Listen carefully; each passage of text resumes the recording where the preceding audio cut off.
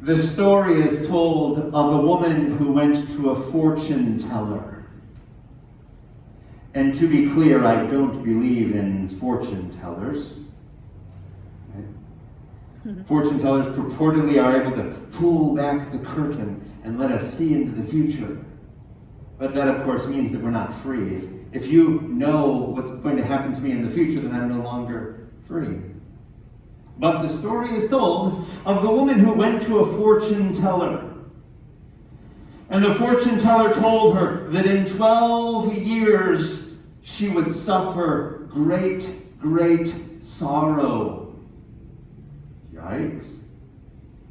12 years, she would suffer great, great sorrow. And so she left the fortune teller, and to comfort herself, knowing that she would suffer greatly in 12 years, to comfort herself, she went out and she bought a dog. I'll give you a moment for that one.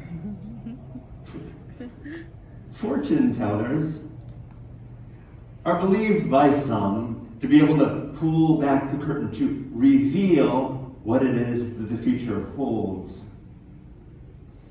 For us as Christians and as Catholics, the very word revelation, the last book of the Bible, is all about peeling back the curtain and being able to see what's on the other side.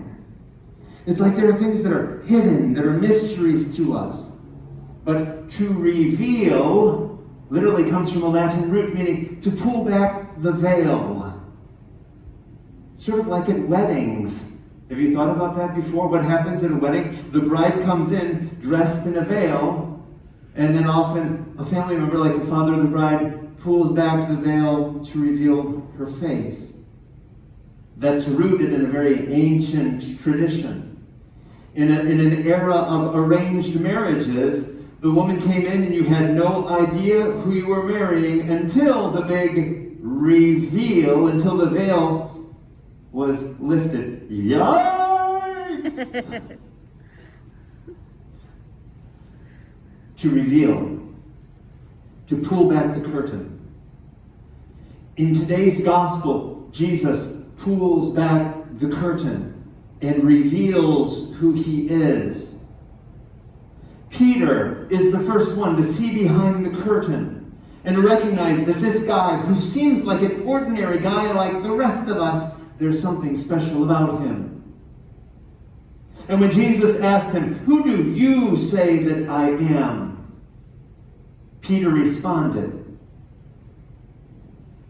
"You are the Christ, the Messiah, the Anointed One." It was a revelation, a pulling back the curtain. And it didn't stop there.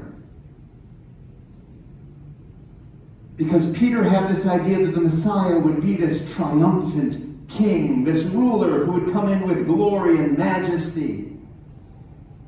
And so Jesus continued to pull back more of the curtain and to show him that to be the Messiah means what?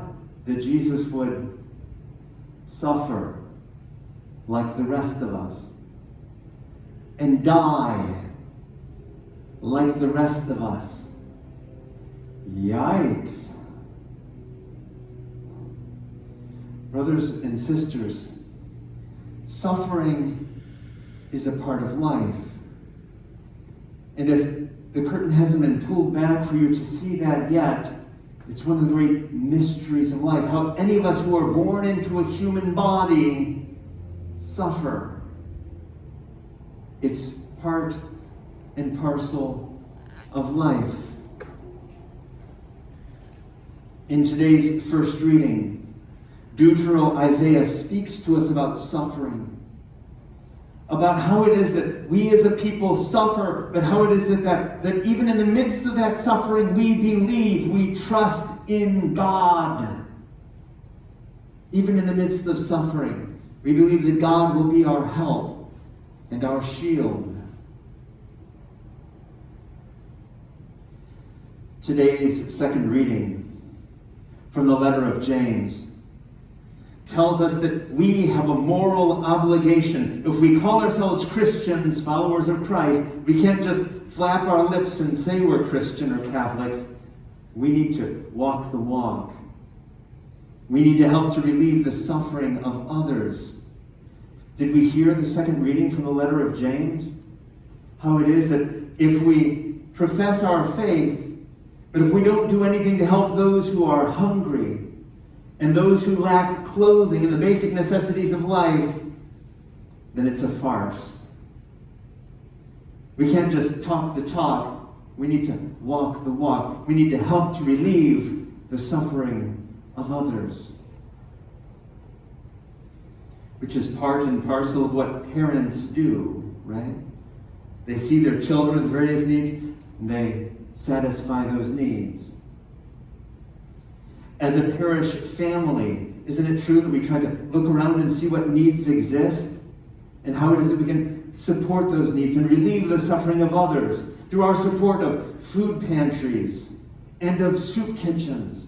Our recent fan drive to relieve the elderly who suffer in homes with no air conditioning. That's being a Christian. That's walking the walk. It's recognizing how it is that others are suffering as well, and it's reaching out to them and being the hands and the heart of Christ. Sisters and brothers, as we enter these weeks of fall ordinary time, let's be the hands and the heart of Christ, opening our eyes and seeing the suffering of those around us and helping to alleviate that suffering.